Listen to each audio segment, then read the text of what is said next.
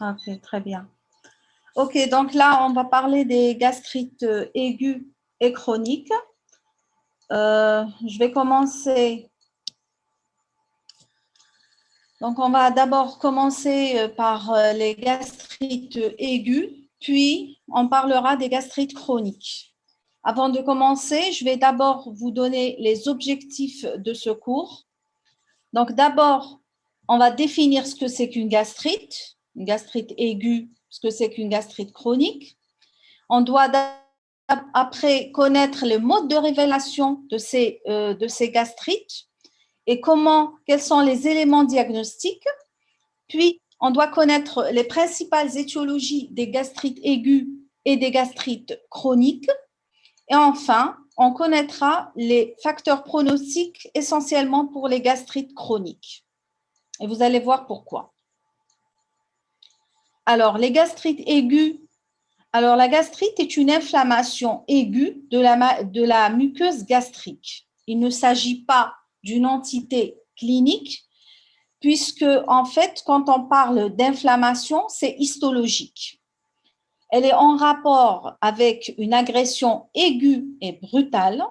Cette agression, elle peut être chimique ou réactionnelle, due à différents agents. Ces agents, ce sont soit des germes, un stress, la prise d'alcool, les anti-inflammatoires non stéroïdiens et un reflux biliaire. Alors, quels sont les signes cliniques? Alors, la plupart, le plus important dans les gastrites aiguës, ce sont des douleurs vives. Ce sont des douleurs épigastriques vives, brutales. Elles sont souvent épigastriques, mais elles peuvent irradier au niveau des deux hypochondres. Il peut s'agir de crampes. Il peut s'agir de brûlures au niveau de l'épigastre et de vomissements qui peuvent être associés. Et dans le pire des cas, il y a une hémorragie digestive qui se manifeste par une hématémèse, voire ou un méléna. Alors, le diagnostic positif se fait grâce à l'endoscopie digestive haute et à la biopsie gastrique. On observe diverses lésions chez ces malades. Il s'agit de purpura de la muqueuse, c'est des lésions pétéchiales ou purpuriques. Il peut s'agir d'érosion superficielle. Il peut s'agir d'ulcères non hémorragiques ou d'ulcères hémorragiques. En fait, c'est des érosions. Ce sont des ulcérations très superficielles. Il peut aussi s'agir, dans de graves cas, de lésions ulcéro-nécrotiques. C'est le cas des gastrites de stress qui sont liées parfois à des hospitalisations, soit en traumatologie, soit en réanimation. Ces lésions sont presque toujours multiples et disséminées. Alors, en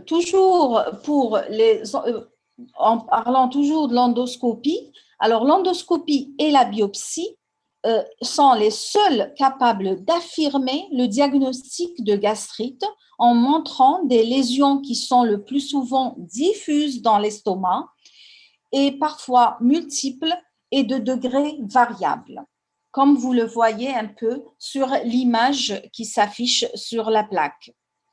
Ces lésions aiguës sont susceptibles de cicatriser en quelques jours ou au contraire d'entraîner des complications hémorragiques ou perforatives graves. C'est ça la gravité d'une gastrite aiguë. Alors là, vous avez des images de gastrite. On voit sur la première image, la A, une gastrite érosive. On voit bien les érosions. Et sur la deuxième image, il s'agit d'une gastrite chimique, soit par reflux biliaire ou autre. Alors, quelles sont les étiologies des gastrites aiguës? Il faut savoir qu'il y en a plusieurs.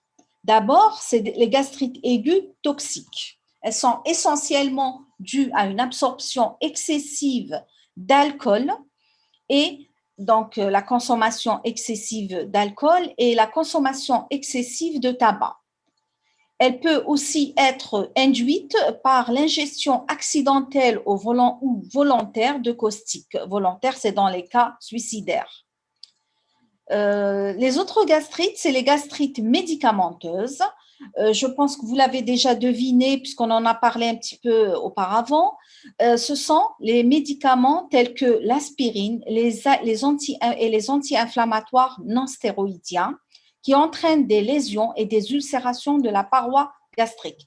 Il faut savoir que les anti-inflammatoires non stéroïdiens sont toxiques pour l'estomac.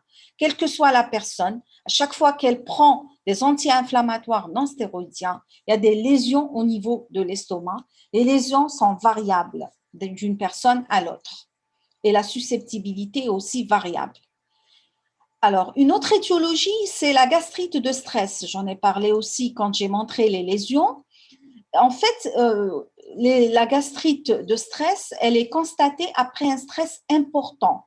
Quand est-ce qu'on parle de stress important? Quand il s'agit d'un grand traumatisme. Donc, c'est les polytraumatisés et les malades qui sont en réanimation ou les grands brûlés.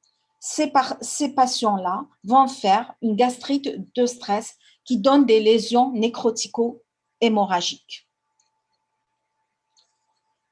Toujours dans les étiologies, il y a les gastrites infectieuses.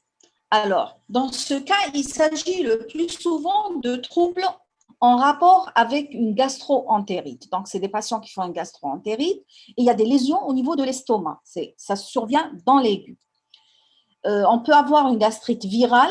Alors, virale, lesquelles, c'est essentiellement le cytomégalovirus, mais celui-ci se voit surtout chez les patients immunodéprimés. Alors, surtout en cas de sida. L'endoscopie va montrer une gastrite érosive ou ulcérée, parfois pseudotumorale, et l'histologie va montrer des cellules de grande taille comportant des inclusions intranucléaires. Les gastrites bactériennes, toujours dans l'infectieux, c'est les gastrites à HP. Alors, c'est la primo-infection par l'Helicobacter pylori. En général, quand il y a une infection à Helicobacter pylori, il y a souvent le passage vers la chronicité. Il y a les formes particulières de gastrite bactérienne, ce sont les gastrites phlegmoneuses. C'est un tableau qui est très rare. C'est une infection majeure de la paroi gastrique. Elle survient chez des sujets immunodéprimés. Le germe en cause, c'est en général l'Escherichia coli et le streptocoque, l'un ou l'autre. Et le diagnostic est souvent fait à la laparotomie. Le traitement, il repose sur la gastrectomie et sur les antibiotiques. Donc, si on ne traite pas, souvent, cette gastrite phlegmoneuse se solde par un décès. Donc, c'est des gastrites qui sont fatales en dehors du traitement. Alors, on va conclure pour la gastrite aiguë. Il faut savoir que les gastrites aiguës sont rares. Elles sont rares chez l'adulte. Elles se voient plus chez l'enfant. Le tableau clinique est souvent brutal et le diagnostic repose sur l'endoscopie et la biopsie. Les étiologies sont dominées par les causes toxiques et les causes infectieuses.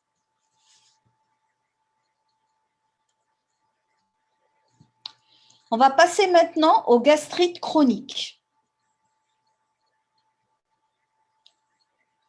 Alors, pour les gastrites chroniques, vous voyez le plan. Là, on va commencer par une définition, diagnostic positif, la classification, parce qu'il y a des classifications, mais là, je vais y aller très rapidement sur les classifications. Puis, on va parler des principales étiologies. On va conclure. Alors, d'abord, c'est une infection qui est fréquente. Alors, la gastrite chronique, contrairement à la gastrite aiguë, celle-ci, elle est fréquente. Elle représente 30 à 50% de la population générale. Elle regroupe des affections diverses dans leurs circonstances de survenue, leurs causes et leurs évolutions. La clinique, dans ce cas-là, est peu ou pas symptomatique. Le diagnostic repose sur l'endoscopie et l'histologie, donc essentiellement l'histologie. l'Helicobacter pylori a un rôle pathogène dans les gastrites chroniques. Et les gastrites chroniques constituent un état précancéreux, d'où la nécessité d'une surveillance. La gastrite chronique, la définition est histologique. Quand on dit déjà gastrite, ce n'est pas un terme clinique, c'est histologique. Alors, il faut savoir que c'est des infiltrats inflammatoires persistants, prédominance de lymphoplasmocytes, plus ou moins altération de la cinétique et de la différenciation cellulaire. Cette définition a été rendue nécessaire par l'absence de corrélation entre les symptômes et les lésions endoscopiques et les lésions histologiques. Alors, comment faire le diagnostic positif? Le diagnostic positif repose sur la clinique, l'endoscopie et l'histologie.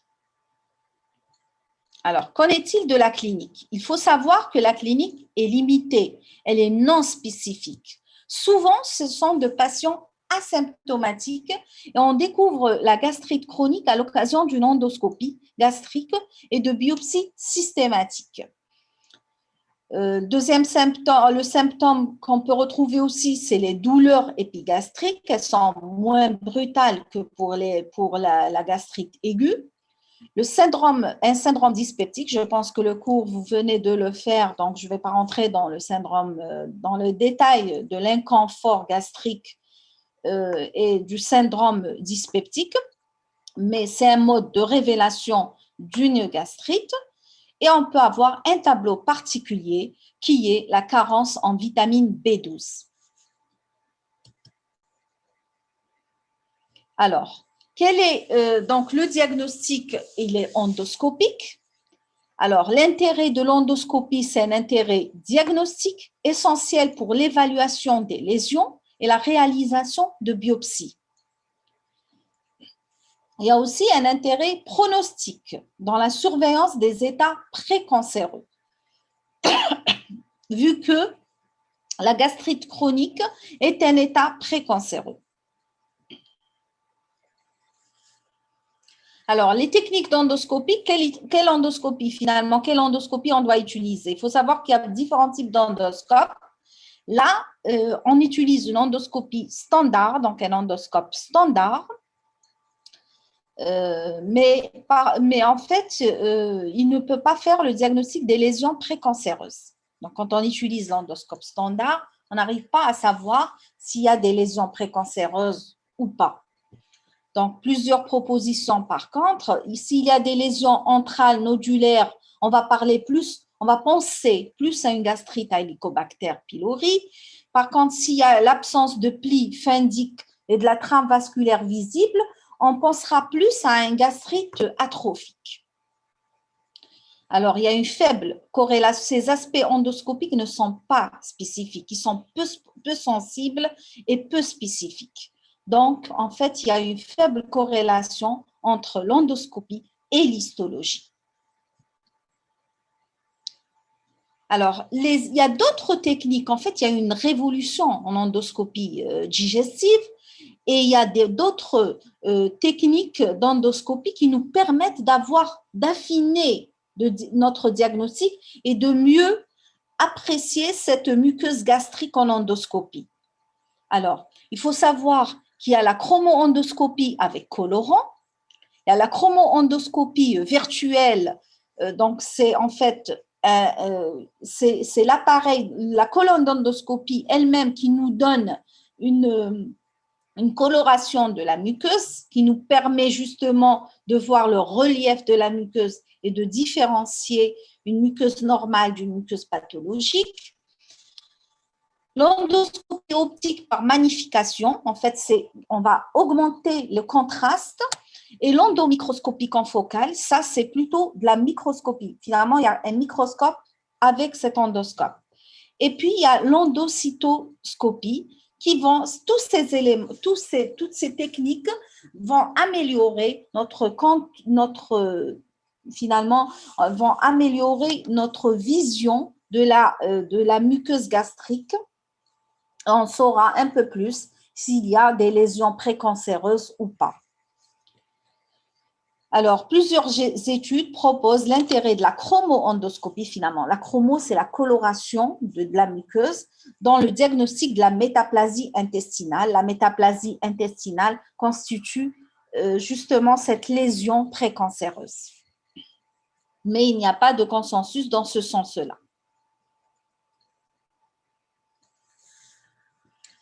Alors, il faut savoir qu'il y a le nombre et le siège des biopsies pour le diagnostic de la gastrite chronique a fait l'objet de discussions par des panels justement de chercheurs. Il y a des consensus. Et pour cela, il y a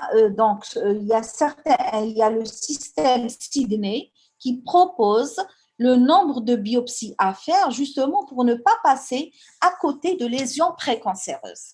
On fera 2 biopsies au niveau de l'antre, une biopsie au niveau de l'angulus et puis 2 biopsies au niveau du corps de l'estomac. Alors, l'angulus, c'est l'angulation de l'estomac, c'est à peu près ici. Donc, ces biopsies sont mises dans du formol à 10%. Elles vont être séparées entre angulus et corps de l'estomac et elles vont être acheminées à l'anatomopathologiste pour qu'il nous fasse une étude histopathologique de cette muqueuse. Là, c'est des images d'endoscopie où on arrive à voir une atrophie gastrique sur l'image A et sur l'image B, on va voir une métaplasie intestinale en utilisant de la chromo-endoscopie. C'est pour ça que vous voyez ce bleuté au niveau de l'image. Là, c'est un antre qui est tout à fait normal et ça, je l'ai mis juste pour que vous sachiez de quoi je parlais quand je disais qu'il y avait des techniques, des techniques modernes d'endoscopie digestive. Quand on voit sur l'image A, c'est en vision normale. Donc en vision blanche, à lumière blanche, c'est un endoscope tout à fait normal. Classique, je veux dire, standard. Et si vous voyez l'image B, c'est plutôt, on utilise de la magnification, on utilise du zoom, et sur l'image C, on a utilisé de la chromo-endoscopie. Alors là, c'est plutôt un aspect, c'est en magnification, mais là, on voit un aspect de gastrite, justement, un aspect endoscopique de gastrite.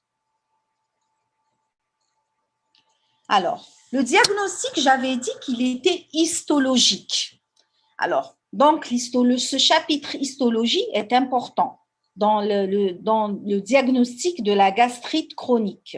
En fait, l'histologiste on va faire une reconnaissance et une quantification des lésions élémentaires sur une même biopsie. On va nous donner la topographie puisqu'on va envoyer différentes biopsies qui ont été faites à différents endroits. Donc, on aura la topographie, l'extension et la combinaison des lésions élémentaires sur les différentes biopsies. On va utiliser en histopathologie les colorations de base qui sont l'hématoxyline éosine et le JMSA pour reconnaître l'Helicobacter pylori. Alors, le rapport de l'anatomopathologiste décrit les anomalies constatées et donne des informations à visée étiologique. Donc, il va nous dire s'il y a de l'infection à Helicobacter, et puis il va aussi pouvoir nous dire s'il s'agit d'une maladie auto-immune. Et le cas échéant, nous donner des éléments pronostiques sur l'extension de l'atrophie et ou de la métaplasie intestinale qui font le lit des cancers. Les lésions histologiques élémentaires qui sont l'infiltrat inflammatoire. Alors, il y a les mononucléaires, principalement les lymphocytes, dispersés et organisés en structures folliculaires ou nodulaires, des plasmocytes, des histiocytes, dans la lamina propria et parfois des structures glandulaires. il faut savoir, alors je voudrais vous dire que les questions, on va répondre aux questions à la fin du cours, d'accord? On ne va pas répondre au fur et à mesure. Parce que je vois qu'il y a des gens qui veulent poser des questions, mais je verrai les questions en fin d'exposé. Alors, il faut savoir que ces éléments inflammatoires peuvent donner des gastrites. Donc, on peut reconnaître une gastrite lymphocytaire s'il y a beaucoup de lymphocytes. On peut reconnaître une gastrite granulomateuse si on trouve des granulomes gigantocellulaires. On peut aussi, on va rechercher aussi les polynucléaires, une inflammation active, principalement en lien avec l'Helicobacter pylori, va nous donner une réaction à type polynucléaire, donc prédominance de polynucléaires éosinophiles, donc de polynucléaires, et puis la présence de polynucléaires éosinophiles va plus nous faire penser à une gastrite à éosinophile. Après, maintenant qu'on a parlé des éléments inflammatoires, on va parler des lésions tissulaires qu'on peut retrouver au cours de la gastrite. Il y a la fibrose ou l'hyperplasie musculaire qui caractérise l'atrophie muqueuse. Il y a l'hyperplasie épithéliale c'est en général lié à des lésions en rapport avec des produits chimiques tels que les sels biliaires, par exemple, ou les anti-inflammatoires non stéroïdiens. On peut retrouver une atrophie et une métaplasie. L'atrophie est définie par la perte du contingent glandulaire caractéristique de la muqueuse antrale et ou fundique. Vous savez très bien que la muqueuse gastrique contient des glandes, donc des cellules glandulaires. Ce qui se passe en cas de gastrite, il peut y avoir une atrophie de ces cellules. L'atrophie de ces cellules va nous donner donc un aspect atrophique et qui est justement une lésion qui peut nous amener à donc rechercher une néoplasie. La métaplasie intestinale, normalement, on est dans l'estomac. Il n'y a pas de cellules intestinales. Il arrive justement en cas de gastrite d'avoir de la métaplasie. Finalement, ces cellules, il y a de la métaplasie intestinale, donc des cellules intestinales qui vont se retrouver au niveau de l'estomac et qui vont constituer cette métaplasie. L'hyperplasie des cellules endocrines, elle est secondaire à l'hypochloridrie. Ça, on va aussi le voir tout à l'heure dans tout ce qui est maladie de Birmer, donc les anémies auto-immunes, les gastrites auto-immunes. La dysplasie, justement, c'est cette lésion. Dès qu'on a dysplasie, on va penser à néoplasie intraépithéliale. Elle est non-invasive et puis les nouvelles dénominations de la dysplasie, c'est néoplasie intraépithéliale parce qu'actuellement, on dit à chaque fois qu'il y a dysplasie, ça veut dire qu'il y a néoplasie. Alors, l'hypertrophie muqueuse, c'est une gastrite fundique sévère à Helicobacter pylori associée à l'hypochloridrie. On peut retrouver dans ce cas-là une hypertrophie de la muqueuse. Les micro-organismes, on va aussi rechercher l'Helicobacter pylori. Donc, on va demander à l'anatomopathologiste de nous préciser s'il y a de l'Helicobacter pylori parce qu'il y a des conséquences thérapeutiques. Alors, ça, c'est les phénotypes des gastrites chroniques. Les gastrites chroniques peuvent être atrophiques ou non atrophiques. Alors,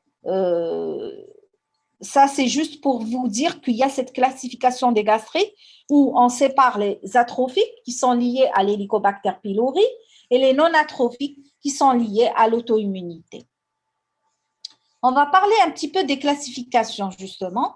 Alors, ces classifications ont un intérêt, je ne vais pas détailler parce que c'est quand même un cours d'externat, mais il faut que vous sachiez qu'il y a des classifications de la gastrite chronique et ces classifications ont un intérêt aussi bien diagnostique que pronostique.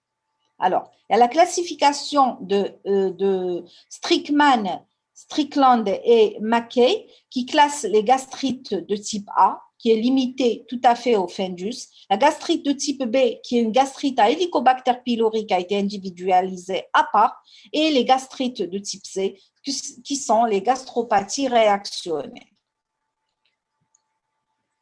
Alors, je ne vais pas détailler vraiment les classifications. Donc, il faut juste savoir qu'il y a la classification de Sidney et le Sidney System qui permet justement de classer les gastrites en fonction du taux d'inflammation, de l'activité de cette gastrite, de l'atrophie, de la métaplasie, de la présence ou pas de métaplasie, et puis de la présence ou pas d'Helicobacter pylori. Là, c'est un schéma qui vous résume un petit peu cette classification. En fait, l'histopathologiste va nous donner des éléments qui sont la présence de l'Helicobacter pylori à quel taux. Par exemple, l'atrophie, si elle est entrale, est-ce qu'elle est au niveau du corps? Est-ce qu'il y a de la métaplasie intestinale? Est-ce qu'il y a des neutrophiles? Est-ce qu'il y a des mononucléaires? Tout ça va être donné, tous ces éléments vont nous être donnés sur une échelle par l'anatomopathologiste pour qu'on puisse, en fait, l'intérêt, c'est quoi? C'est d'abord de poser le diagnostic, mais en deuxième lieu, c'est un intérêt pronostic pour voir comment on va surveiller ce patient. Il y a les classifications d'Olga et d'Olgim. Là aussi, je ne vais pas rentrer dans les détails. La première, Olga, elle va évaluer, l'anatomopathologiste va évaluer l'intensité de l'atrophie. Et pour l'Olgim, il va nous donner le taux de métaplasie intestinale. On va passer aux étiologies. Alors, quelles sont les étiologies des gastrites chroniques? On va essayer de parler de quelques étiologies, justement, les plus importantes. Alors, d'abord, la gastrite AHP. Comme vous le voyez sur l'image, on voit très bien les bâtonnets d'Helicobacter pylori, c'est les petits points que vous voyez ici, et puis en agrandissement, vous voyez l'Helicobacter pylori. Alors, l'infection par Helicobacter pylori entraîne une gastrite chronique dont les modalités évolutives dépendent de l'interaction entre la bactérie, l'hôte et l'environnement qui détermine l'expression clinique et pathologique de l'infection gastrique. C'est pour ça que vous allez voir en pathologie que chaque patient infecté par Helicobacter pylori va réagir d'une manière différente. Alors, vous avez les gastrites chroniques à prédominance antrale et les gastrites chroniques plutôt les gastrites chroniques multifocales.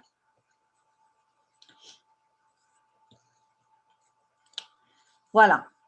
Donc, on le voit ici sur le schéma, les gastrites à prédominance antrale, donc c'est ce qui est en noir, et les gastrites multifocales où ça prend tout le corps de l'estomac.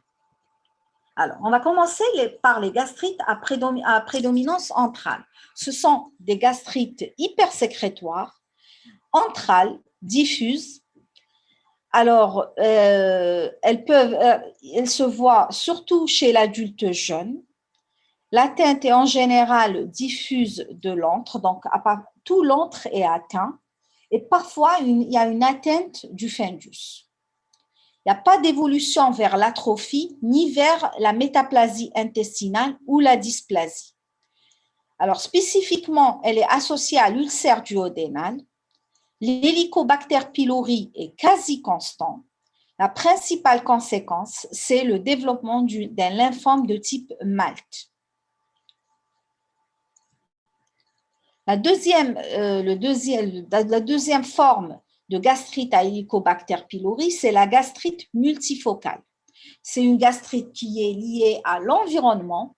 Elle est définie par la présence d'une atrophie gastrique, souvent associée à une métaplasie, et elle a un infiltrat inflammatoire mononucléé.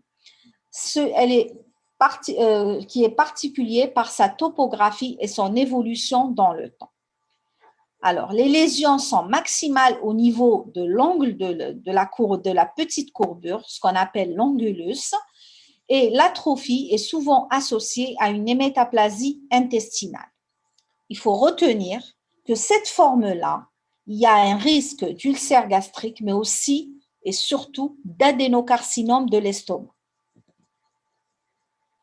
Il faut savoir que l'Helicobacter pylori est reconnu comme carcinogène, donc c'est une bactérie qui va induire à la langue, qui contribue à la genèse d'un cancer. Alors, on va passer à une autre forme de gastrite chronique, c'est la gastrite chronique atrophique auto-immune. Alors, elles sont rares, elles sont caractérisées par une atteinte diffuse du corps de l'estomac avec respect relatif de l'antre. Donc, finalement, c'est plus le fendus.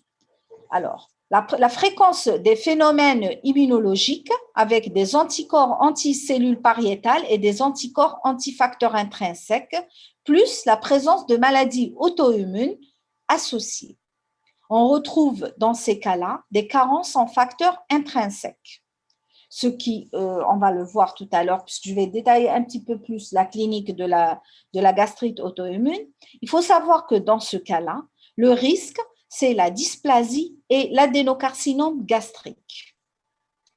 Dans 10% des cas, donc cette gastrite évolue vers l'adénocarcinome à 20 ans. Et il y a aussi le risque de tumeurs neuroendocrines. Alors, les gastrites auto-immunes, quelles sont les conséquences physiopathologiques? En fait, dans la gastrite auto-immune, il y a une atrophie fundique. Qui dit atrophie fundique, ça veut dire qu'il y a une achloridrie, puisque les cellules de l'estomac sont atrophiées. Donc, il y a une achloridrie, il y a une diminution de la sécrétion, de toutes les sécrétions endocrines. Donc, l'achloridrie va donner une hypergastrinémie secondaire et la diminution de la sécrétion endocrine va donner une malabsorption de la vitamine B12, donc une anémie pernicieuse, donc une maladie de Birmer, mégaloblastique, dans 15 à 20% des cas. On va continuer par les conséquences. Les conséquences sont la métaplasie intestinale va faire le lit de la dysplasie et donc de l'adénocarcinome. Et l'atrophie fundique va donner une hyperplasie des cellules entérochromaffines et donc prolifération des cellules entérochromaffines-like et donc à la longue, tumeurs neuroendocrines dans 2 à 10% des cas.